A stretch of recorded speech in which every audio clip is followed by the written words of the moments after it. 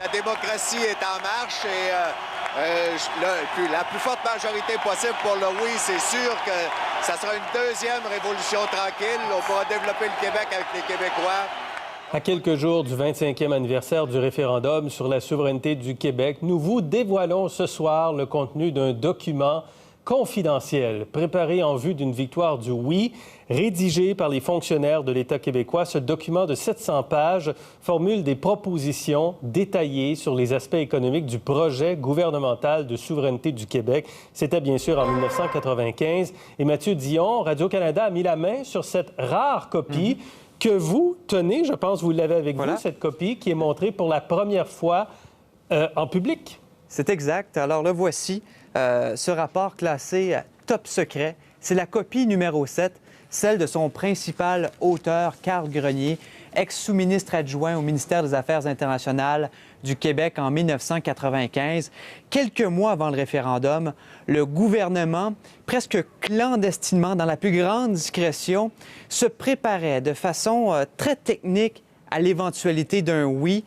Et peu de temps avant sa mort, en 2018, eh bien, Carl Grenier, dans une entrevue à la caméra, il a consenti à lever ouvertement le mystère sur le STERES, le secrétariat temporaire pour l'examen des relations économiques après la souveraineté. C'était délicat de dépenser des fonds publics pour ça à l'époque, un document préparé par des fonctionnaires. Et nous avons obtenu copie de ce document, copie de cette entrevue tout récemment, entrevue dont voici un extrait où Carl Grenier se souvient d'une réunion début 95. Ça engage l'État. C'est pas seulement le parti, c'est l'État qui est engagé. Qu'est-ce que l'État fait? Silence. Et je sens que j'ai touché une corde qui j'aurais bien voulu laisser tranquille.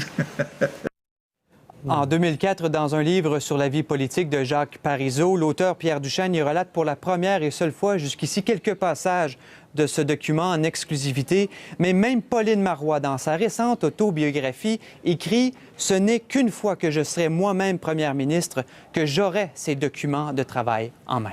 Alors, il y a quoi dans ce rapport? Des propositions de négociation. Le Québec choisirait de maintenir le dollar canadien comme devise à long terme et établirait une entente avec la Banque du Canada.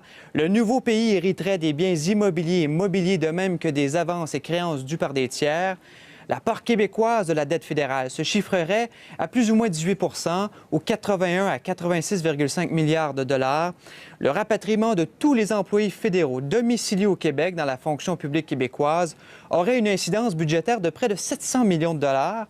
Le déficit budgétaire à l'an 1 s'élèverait à 12 milliards. Le STERES proposait une union économique avec le Canada, avec aucun contrôle à la frontière, envisageait des candidatures à l'OMC, au Fonds monétaire international, la Banque mondiale, à l'OCDE. Il incomberait au Québec d'assumer les responsabilités canadiennes envers les pays tiers et de proposer aux membres de l'ALENA de succéder au Canada pour le territoire du Québec. Un cadre institutionnel supranational y était même présenté, avec une Cour de justice, une Assemblée, un Conseil des ministres. Bref, tout était analysé dans les plus fins détails. L'idée était de ne pas avoir les mains vides le jour 1. Voici à nouveau Carl Grenier, suivi du spécialiste en politique québécoise, Guy Lachapelle. L'État qui sort, l'État sortant, c'est l'État demandeur. En termes de négociation, c'est lui qui demande. Et donc, ça, c'est jamais la position la plus forte dans une négociation, quelle qu'elle soit.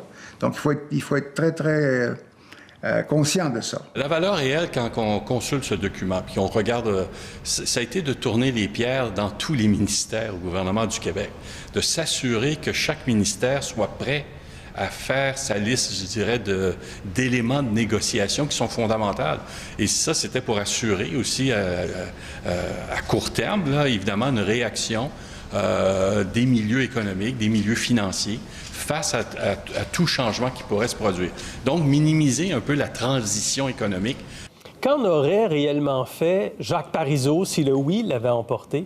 Tout le monde s'entend pour dire qu'il y aurait eu des modifications importantes en vue du cahier de négociation.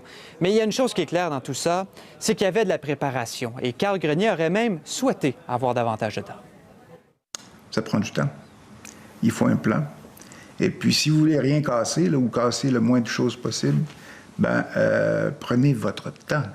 Et donc, si on veut désengager ce qui est engagé depuis littéralement un siècle et demi dans le cas du Canada et du Québec, on ne peut pas faire ça rapidement. Ça se peut pas. C'est trop compliqué.